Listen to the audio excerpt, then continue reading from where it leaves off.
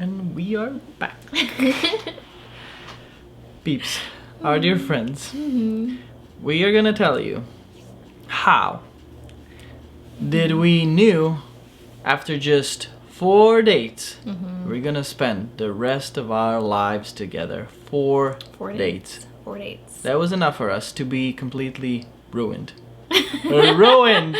We were ruined. We always said we were ruined. Yeah. Yeah, I don't know about you guys, but I've always kind of been taught that you have to date someone for a really long time before you can figure out if they're your person.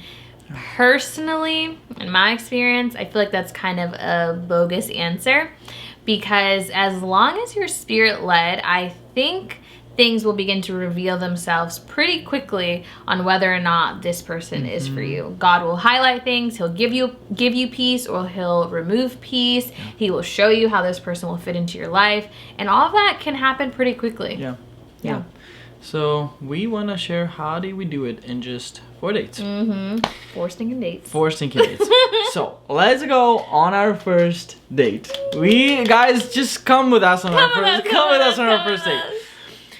In the last video, we talked about the chocolates, how I pursued her with the chocolates. That opened up our conversation and our time together. That I texted her, listen, I want to get to know you. We're drinking coffee. Ooh. And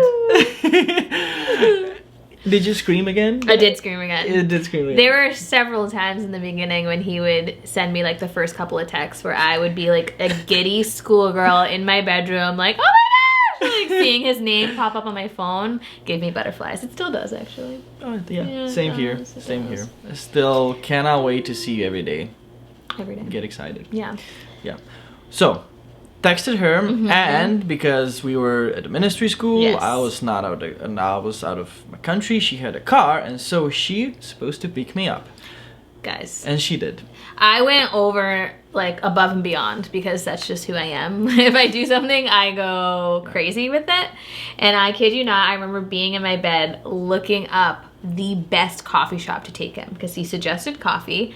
I know he's a European. I've been to Europe several times. I know coffee. Yeah, I know how good the coffee is. So I was like, I can't take him to Starbucks, like Starbucks. That's what Starbucks is. Nope. I can't take him to some like crazy, like not so great coffee place. So I did research, and the only good coffee shops I could find were 45 minutes away from us.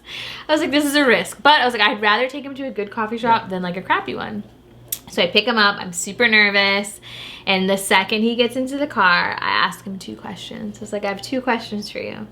Question number 1 is, do you have a curfew? Question number 2, are you ready for an adventure? Guys, I was like, whoa, I really like this girl. And I told her, no, I don't have a curfew, and yes, I'm in for an adventure. And basically, turned out that it was actually a prophetic question. It was prophetic. We're in an adventure right now. We are. And I have no curfew because I will We're here spend forever with her. Yeah. I love it. And then we drove for 45 minutes to a coffee, which was a big risk because it was a big risk. I told her, imagine that it went bad. What would happen? Like the silence in the car on our way back, it would be awkward. But thank God, it was amazing. Our first date was 6 hours long, and you can also we're gonna post a little thingy wherever it goes for our like first date questions that we did. Yes, because we talk about in that video how we learned so much about each other, and it was such a great balance of like asking questions that gave us depth into who each other was. And that's really what I think too, is sometimes as Christians we overcomplicate the first date, and we're like, well, if the Lord hasn't said to go on a first date, I'm not going to go on a first date. Or within the first date we try to figure everything out. Is this my person? Is this not my person? I think that the best way to do it is, as long as you have peace and God hasn't removed peace about the situation, go on the first date, watch that video, see the questions that you can ask, because they'll be very telling, and you'll just kind of see like, okay, like, do I have fun with this person? Do I enjoy this person? Do we have similar callings? Do we have similar interests? And you'll begin to see, if you ask good questions on the first date, like, could I see myself with this person? But just remove the pressure. It doesn't have to be like this make it or break it thing, or thus saith the Lord about a first date. Exactly. Like, just go in obedience and know that he's going to lead you, and he'll make all things clear. And enjoy the process. Yeah. Enjoy the process of like dating and going on a first date. Yeah. It's fun. Especially, again, if you have boundaries, which we've talked about in other videos, like, you don't have to be scared. God's not going to be mad at you for going on a couple of first dates, as long as you're doing it in purity and you're getting to know someone. That's really what it is. That's what it is. And that's what we did. We did that. And I was like, wow, I want to see this woman again. I want to see her again, and I continue to pursue her. I continue to bring chocolates to her every day, and I texted her, I want to see you again. Yeah. I want to see you again. I loved it. Yeah, I was like really intentional. So that leads us to our second date. Date number 2 that opened up new doors for us. Oh, I love date number 2. Do you want me to Date kick it off? number 2, yeah, go. Because you really ended that date for us. Okay, yeah, go. We'll get to that. Go. Date number 2 was chill, low key. It was after school on like a Wednesday, I think it was. And we just went to this really cute little park. Oh, it's really not that cute, let me be real. Our options here are very limited where we live. But it was a park. And you could see like a view of the city. And I'm not really an outdoorsy person, so I don't really have like the stuff for it. So I literally brought this like janky towel, and we laid out on the towel, and we just got to know each other more. But man, the butterflies that I felt during that date, and again, just continuing the deep questions that we had asked in date number 1, in date number 2, and just realizing like, whoa, there's something here. Yeah. Right? Yeah. The second date was also for me, all the butterflies, all the excitement. I was sweating. I was like, oh my goodness, I love spending time with her. I can't get enough of her. And then as the date was going, like approaching to an end, we walked to this little bench with the sunset was on. Romantic. And I, as we sat down on a bench, I took her hand and I told her, let's pray. And I just started praying. I was ruined. So what I did, I love you so much. What I did and what I wanted to do as a man, I wanted to surrender whatever that was in the beginning. We still was not like defying it was a relationship, but I was like, Lord, we surrender this to you. We give all of this to you. We give ourselves to you. Whatever this is, I mean, wherever this is going, we have so many questions, but you are the author of our lives, and I surrender this relationship to you. And I think that as Christian men, or like man of God, we're gonna do this video one more time. The difference between Christian man and man of God.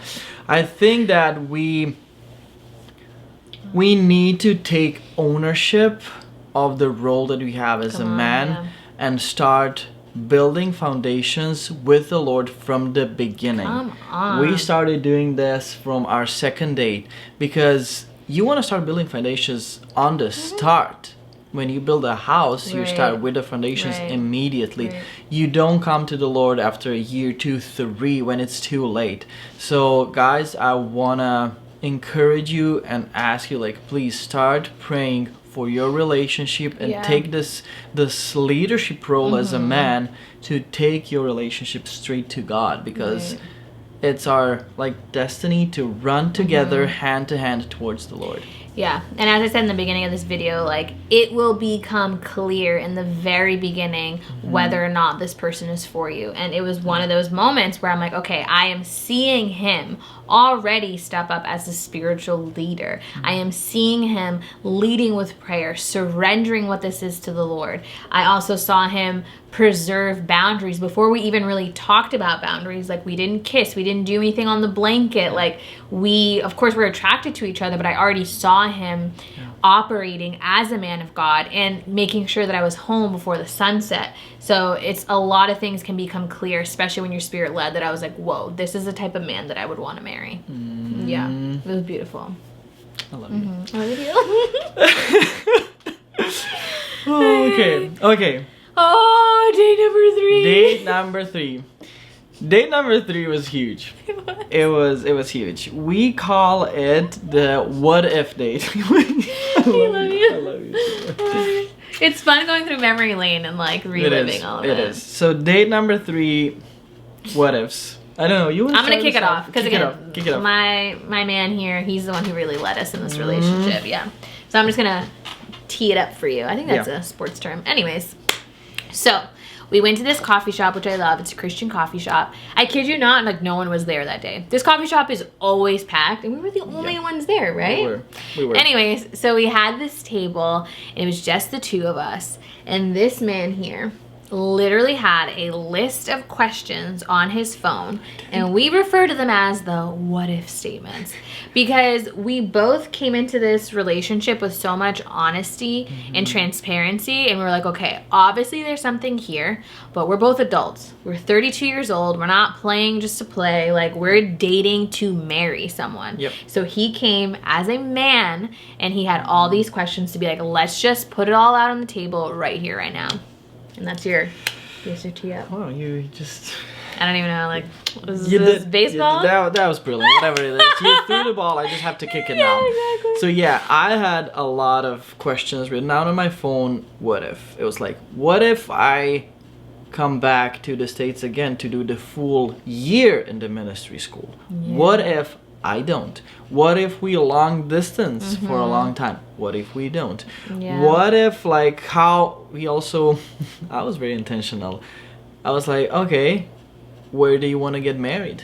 It was like, if this works out, where are we going to marry? If this works out, how many kids do you want to have? Yeah. If this works out, where are we going to live? Are we going to live in Europe, in Croatia? Are we going to live? So we did all the what if questions. Yeah. And I will say, don't be afraid to have these conversations. We were shocked at how easy the conversations went and how aligned we were. Yeah. It was actually an easy. I was panicking because what if this conversation goes astray? But it didn't. It was another confirmation from the Lord that we are really a perfect match. Always on the same page. Yeah. All right. Sorry, we're so excited. We're just gonna go over to date number 4. Because we could talk about this for years. Yeah. I just want to say one more thing before we go to the date number 4. Guys, we need to stop running away from the hard questions. We need to stop running away from avoiding the hard conversations. We need to stop running away from avoiding everything that scares us. That's so good. We need to step in again and take a role of a leader and address it immediately, because if you don't address any of the questions or concerns or fears that you have in your heart, like, it's gonna be too late. Once the ball goes rolling, I don't know if I can say it like that. Sure, it will be too late. It will be much harder to set the foundations again. So stop running away. Stop running away from hard conversations, from your feelings, from your fears, because a true leader is always aware of what is going on here in their hearts. Wow. Oh, thank you. Baby, that was just... Thank you. I call him my stinking Solomon because he's so wise. I have lipstick on, so apologies. Okay, we're good. Okay. We're good. Date number 4. Date number 4. Okay, so by this point, we were both like, okay, this is amazing. Is it too good to be true? But clearly, there's something really special here. We're 32 years old, and we've never experienced even 1% of what we experience with each other. Not even close. Right, not even close. So anyways, I planned this very special date. My babe is Catholic, and I was like, okay, what can I do to, like, show him something that will honor him and that's something he'll enjoy? And I had gone to this, like, really, really, really beautiful shrine a couple of months prior, and I was like, okay, like, let's go there, it'll be perfect. And then I was like, okay, after our what if questions, I was like, let me just go the full thing out. Like, let's go to mass together there, and then we'll go walk in this beautiful park at this shrine. So I, like, planned the whole day. I went and I picked him up, and we were just, like, super excited because I wanted to show him that I cared about him and that I heard him and I wanted to see how our lives would merge together. It meant so much to me. At that point, I was already ruined. I was so in love. I wanted to spend every second with her, and the fact that she went above and beyond to show me the honor, the respect to plan a date, to do something for me that's big, it means a lot to me. It was huge. And on the 4th date, we both had a huge confirmation from the Lord. He literally supernaturally spoke to us individually and confirmed that day and confirmed, yes, this is it. And we were panicking at that moment, and we're gonna tell you about that. Yeah, we have to tell you how he confirmed. Not in this video. No, but just to wrap this all up, as my babe said, like, that was the day where the Lord truly made it all clear to us. So this is just proof, like I said in the beginning, that he can move quickly, to tell you if this person is for you. And also, don't overcomplicate things in the beginning. Because if we had ended things, let's say after the 1st date or after the 2nd date, we wouldn't have made it to the 4th date where he confirmed everything. So as long as you have peace, follow his leading, and he'll make everything clear in his perfect timing. Yeah. And we want to invite you to watch our next video. You have to. It's so good. It's gonna be the best video ever. I'm so excited to do it because it's gonna be how God spoke to us, that she is the one for me and I'm the one for her. All the juicy details with everything. Literally, we're gonna explain the whole process of how we knew that she is the one. Come back. We love you. Love you guys. Bless you. Bye.